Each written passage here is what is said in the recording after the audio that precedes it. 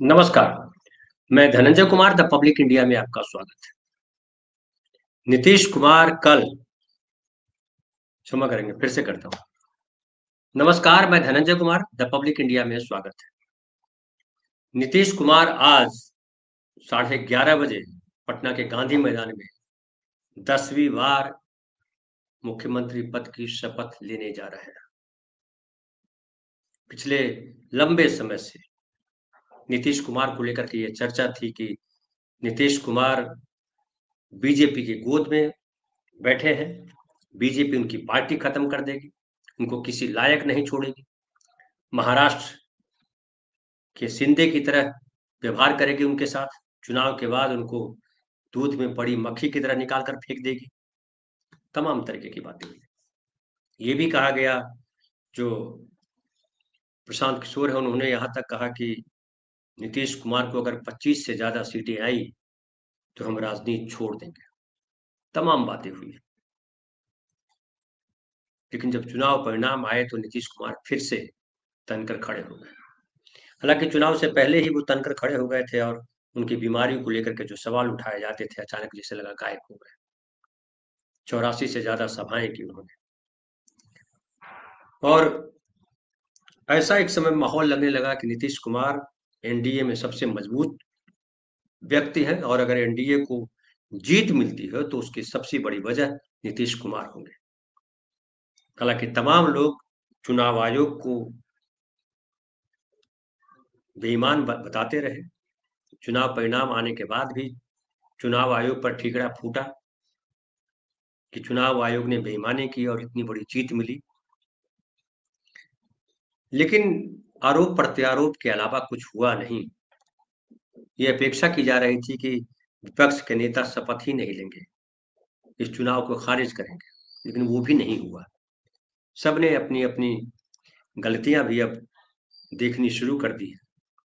कांग्रेस ने भी अपने भीतर भीतर घातियों को पहचानने की कवायद शुरू कर दी है और 43 नेताओं के खिलाफ अनुशासन कमेटी ने, जो अनुशासनात्मक कमेटी है, उसने नोटिस भेजा है कि अपना स्पष्टीकरण दे कि आपने पार्टी लाइन के विरुद्ध जाकर के पार्टी के खिलाफ कैसे बोला। दूसरी तरफ जो असंतुष्ट नेता है कांग्रेस के, वो भी आरोप लगा रहे हैं कि ये जो अल्लाह बरू है, ये जो राजेश राम है, ये सब मिल करके कांग्रेस पार्टी को कांग्रेस विहीन करना चाहते हैं और संघियों का जमघट बना दिया। आरजेडी में भी बड़ा हंगामा मचा है। रोहिणी आचार्य ने जिस तरह से तेजस्वी पे हमला किया और रोहिणी आचार्य रोती हुई घर से बाहर गई, मीडिया में अपनी बात रखी, उसको लेकर के भी काफी कुछ कही जा रही है। और तेजस्वी की जो तस्वीरें आ रही है, आज भी मैं देख रहा था कि अशोक महतो जब उनसे मिलने गए, गुलदस्ता दे रहे थे, तेजस्वी बेहद उदास, कहीं खोए से लग रहे हैं। शायद घर में जो झगड़ा हुआ उसमें उलझ गया। जो चुनाव में हार मिली उससे हताश है वो। लेकिन मुझे लगता है कि तेजस्वी जिस तरह के नेता हैं, उसमें हार जीत तो नेताओं के का सगल है, लेकिन घर में जो हंगामा मचा है उससे तेजस्वी परेशान है। दूसरी तरफ जो ये एनडीए का पूरा धड़ा है, वो मुख्यमंत्री कौन होगा, ये लगातार इस पर सस्पेंस बना रहा। जनता दल यू लगातार कहता रहा कि मुख्यमंत्री नीतीश कुमार होंगे। फिर जो है चिराग पासवान ने कहा, उपेंद्र कुशवाहा ने कहा, जीतन राम मांझी ने कहा, लेकिन बीजेपी की तरफ से खुल करके कुछ बात नहीं कही गई। प्रधानमंत्री ने जीत पर कहा कि सुशासन की सरकार बनेगी। कई लोग अनुमान लगा रहे थे कि सुशासन मतलब नीतीश कुमार की सरकार बनेगी। और फाइनली कल 3:30 बजे एनडीए के विधायक दलों की बैठक में नीतीश कुमार को नेता चुना गया और ये हुआ कि अब वही मुख्यमंत्री बनेंगे। फिर नीतीश कुमार राज्यपाल के यहाँ गए, राज्यपाल को अपना इस्तीफा सौंपा, एनडीए की जो विधायक है उनका समर्थन पत्र सौंपा और सरकार बनाने का निमंत्रण हासिल किया। इसके पहले कल हमने बताया भी था आपको कि नीतीश कुमार गांधी मैदान गए, पूरा निरीक्षण किया कि शपथ ग्रहण समारोह जो है किस तरह से तैयार किया जा रहा है। बताया जा रहा है कि शपथ ग्रहण समारोह में गृह मंत्री, प्रधानमंत्री, बीजेपी शासित राज्य जो है उनके चीफ मिनिस्टर्स और नेता नड्डा, राजनाथ सिंह, ये सब आएंगे। अस्पतालों को भी अलर्ट कर दिया गया है। कोई विषम परिस्थिति होती है तो अस्पताल अलर्ट रहे। और पटना में जो गांधी मैदान जाने वाले जो रास्ते हैं उस पर कड़ी सुरक्षा व्यवस्था और कई तरीके के आदेश जारी किए गए हैं। मैं गया हुआ था कल शाम में गांधी मैदान की तरफ, हालांकि पूरी साज सज्जा अभी हुई नहीं है, शायद रात भर में पूरा किया जाएगा, लेकिन तमाम तामझाम और लिखा लिखा जा रहा पोस्टर जो है, लिखा गया पोस्टर लगा हुआ है कि नीतीश मोदी नीतीश संघ चलेगा बिहार ऐसे, अब होगा विकसित बिहार। हालांकि मैंने खुद से प्रश्न किया कि अब तक नीतीश और मोदी तो साथ ही थे, बीजेपी की सरकार चल रही थी, बीजेपी जेडीयू की सरकार है, तो अब तक विकास या विकसित बिहार क्यों नहीं हुआ? मोदी जी की नजर से ही बात करें तो बीजेपी के नेता जो कब बोल रहे हैं कि अब होगा विकसित बिहार, विकसित बिहार अब तक क्यों नहीं हुआ, कौन रोका हुआ था? यह सवाल है, लेकिन सवालों के जवाब प्रधानमंत्री देते नहीं है।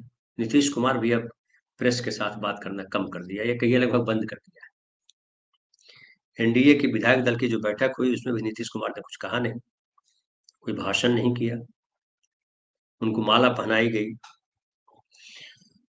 और उनको लेकर के जो इंटरनेशनल मीडिया में छप रहा है वो यही छप रहा है कि नीतीश कुमार जो है वो 74 साल के नीतीश कुमार सेहत और सुस्त अर्थव्यवस्था और ठहरी हुई विकास रफ्तार के बीच इतनी भारी जीत नीतीश कुमार ने कैसे हासिल की।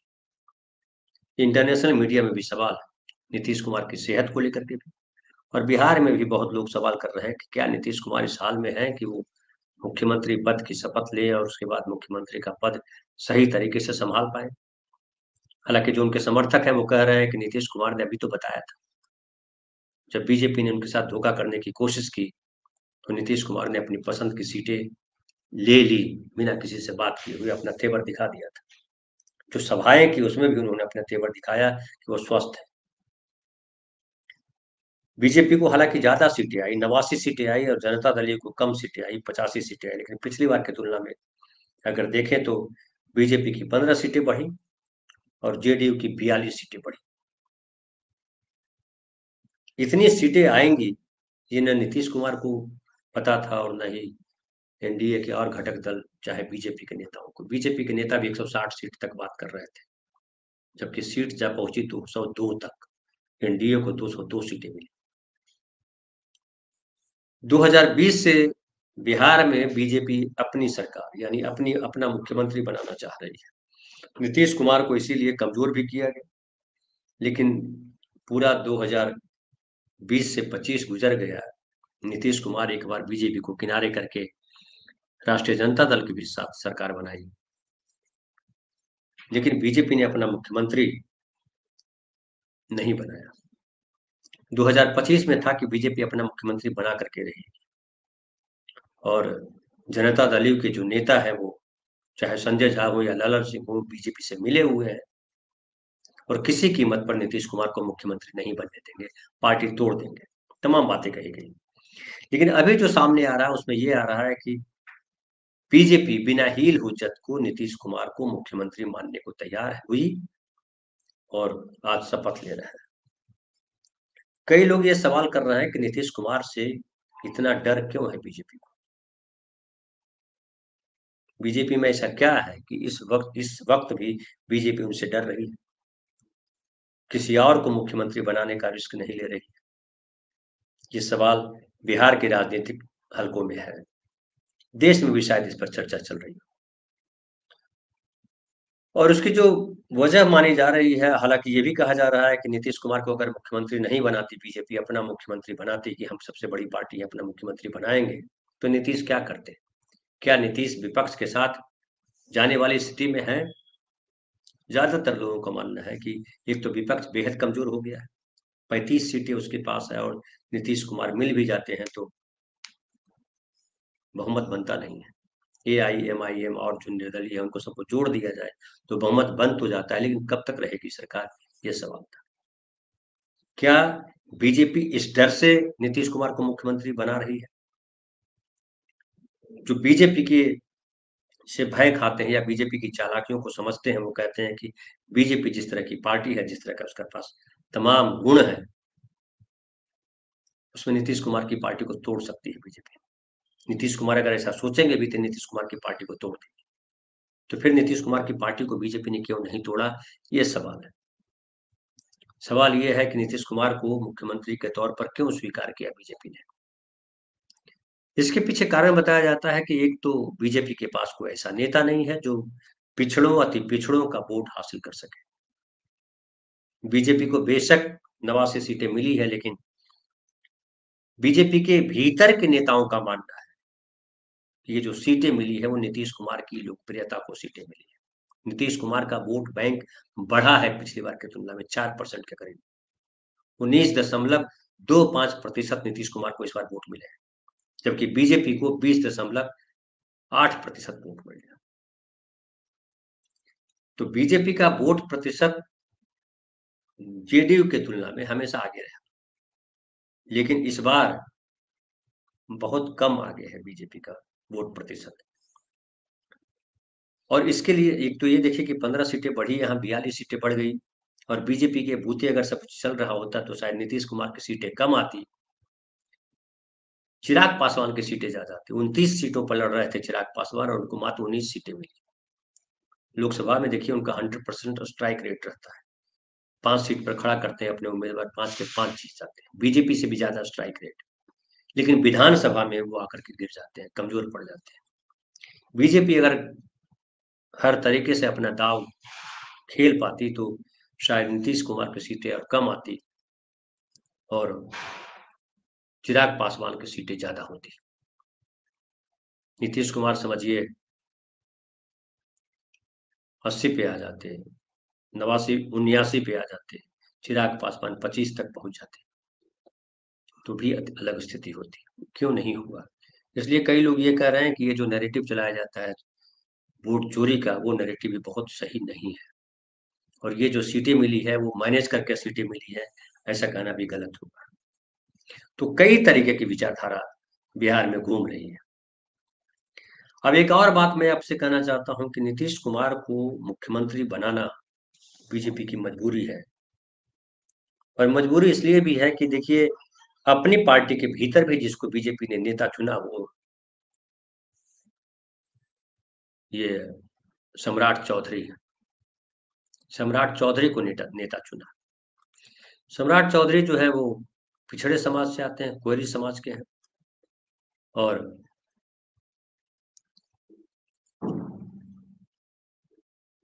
जबकि राजपूत सबसे ज्यादा जीत करके आए हैं बीजेपी में, उसके बाद भूमिहार जीत करके आए हैं। कोयरी भी जीते हैं लेकिन संख्या में बहुत कम है। बावजूद इसके कोयरी को अपना चीफ मिनिस्टर या डिप्टी चीफ मिनिस्टर का या अपना नेता चुना, तो उसकी वजह क्या है, इस पर भी बात करनी चाहिए।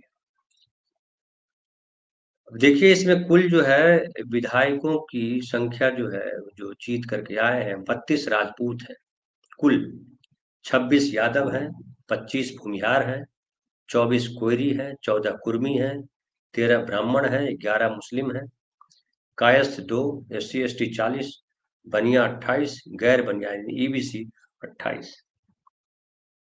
लेकिन इन सब में, हालांकि पता है नंबर मुझे सही नहीं लग रहा, कुछ गड़बड़ है। हालांकि जो किसी राजपूत को डिप्टी चीफ मिनिस्टर के तौर पर बीजेपी ने प्रोजेक्ट नहीं किया, शायद उत्तर प्रदेश के चलते। उत्तर प्रदेश में राजपूत मुख्यमंत्री हैं। बिहार में राजपूतों के एक नेता जो राजीव प्रताप रूढ़ी रहे, उनके साथ कहा जाता है कि आला कमान का रिश्ता सही नहीं है। RK सिंह एक अच्छे नेता के तौर पर बीजेपी ने उनको आगे बढ़ाया, लेकिन इस बार वो हार गए और बड़े गुस्से में है।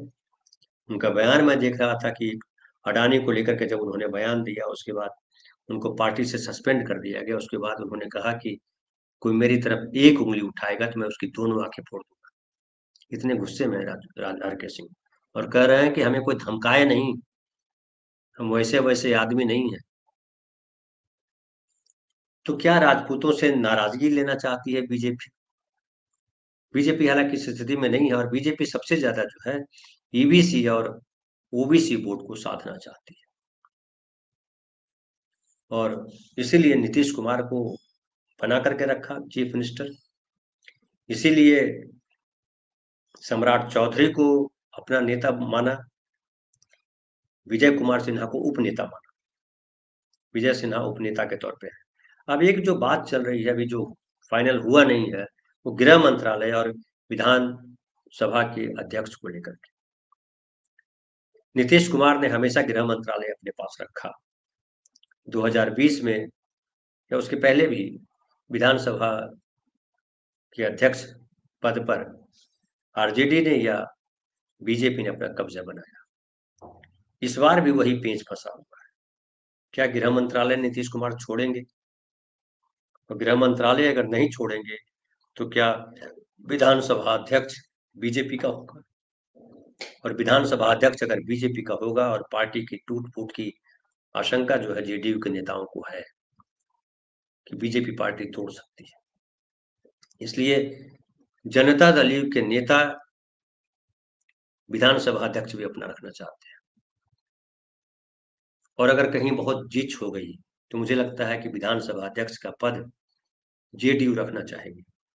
गृह मंत्रालय एक बार छोड़ भी सकती है। अब ये देखना है जनता दल यू क्या करता है। लेकिन ये भी सवाल उठ रहा है कि नीतीश कुमार कब तक मुख्यमंत्री बने रहेंगे, और जब नीतीश कुमार मुख्यमंत्री नहीं रहेंगे, अस्वस्थ हो जाएंगे या कुछ और हो जाएगा, तो क्या जनता दल यू के भी किसी नेता में इतनी ताकत है कि वो नीतीश कुमार की जगह ले सके? फिलहाल तो ऐसा कोई व्यक्ति दिखाई नहीं पड़ता है। कुल मिलाकर कहें तो बिहार की राजनीति इस समय ऐसे मोड़ पे खड़ी है जहां ऐसा लग रहा है कि बीजेपी गिद्ध दृष्टि लगाए हुए है कि नीतीश कुमार को छेड़ना नहीं है, और नीतीश कुमार के नहीं होने के बाद जो सहानुभूति है उसका फायदा बीजेपी को मिले, इसलिए वो धैर्य रख रही है। बीजेपी कहा जा रहा है कि बीजेपी दूर की राजनीति कर रही है। नीतीश कुमार का वोट बैंक बड़ा हिस्सा फाइनली जो है कुर्मी और कोयरी का जो वोट बैंक है, या ईबीसी का जो वोट बैंक है, वो नीतीश कुमार से हट करके फिर जो है जनता दल यू से हट करके वो बीजेपी के पास आ जाएगा। जनता दल यू या तो बीजेपी में समाहित हो जाएगा या ऐसे ही जुड़ा रहेगा जैसे आज जुड़ा हुआ है। और बीजेपी इसी संभावना के तहत नीतीश कुमार को अपना चीफ मिनिस्टर माना है। लेकिन अब देखने वाली बात है कि नीतीश कुमार की सेहत कब तक उनका साथ देती है।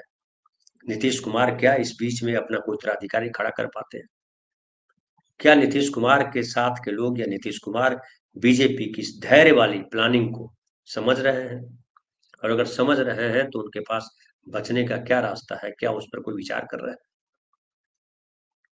बीच में खबरें चली थी और चला भी रहे हैं लोग कि महागठबंधन के साथ नीतीश कुमार आ जाएंगे, लेकिन मुझे अभी फिलहाल ऐसी स्थिति दिखती नहीं है, और बीजेपी ये चाहेगी भी नहीं कि नीतीश कुमार छोड़ करके कहीं जाए। उपयुक्त मौके की तलाश में है बीजेपी, ताकि मुख्यमंत्री की कुर्सी भी मिल जाए और बिहार का वो वोट बैंक भी जिसके बिना साथ लिए बीजेपी सत्ता में आने का सपना नहीं देख सकती। बिहार में पिछले 35 सालों में पिछड़े और दलितों के बीच काफी चेतना आई है। इस बार भी अगर देखिए आप, 243 सीटों पर जो विधायक जीत के आए हैं वो अलग अलग जातियों के हैं। ऐसी ऐसी जातियों के हैं जिनको आपने सुना नहीं होगा, बहुत कम प्रतिशत है, वो भी विधायक बन करके आए हैं। और इससे पता लगता है कि बहुत सारी जातियों में वो चेतना आ गई है कि हमको सत्ता में भागीदारी चाहिए, हमें राजनीति में हिस्सेदारी चाहिए। और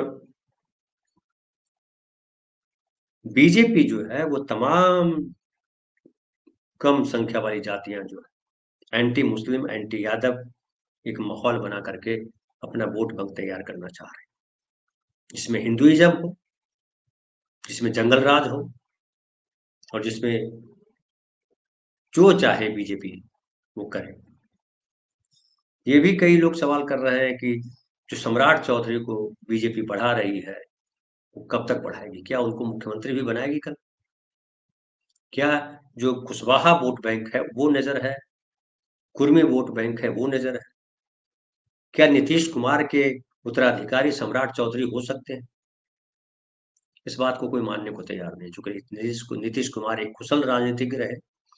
जब से वो सत्ता में आए हैं तब से उन्होंने लगातार सबको पटकनी दी है। 20 साल से तो लगातार चीफ मिनिस्टर हैं, फिर चीफ मिनिस्टर बन ही गए आखिरकार। तो ये जो चाणक्य वाली जो शब्दावली चलती है कि चाणक्य कौन है, नीतीश कुमार ने फिर से एक बार साबित कर दिया कि चाणक्य हम ही हैं। लेकिन ये चाणक्य अपनी पार्टी को कैसे बचाता है, ये सबसे बड़ी चुनौती है चाणक्य के सामने। फिलहाल इतना ही, बहुत बहुत धन्यवाद। कल फिर बात करेंगे, जब ओथ हो जाएगा तो और क्या डेवलपमेंट है उस पर।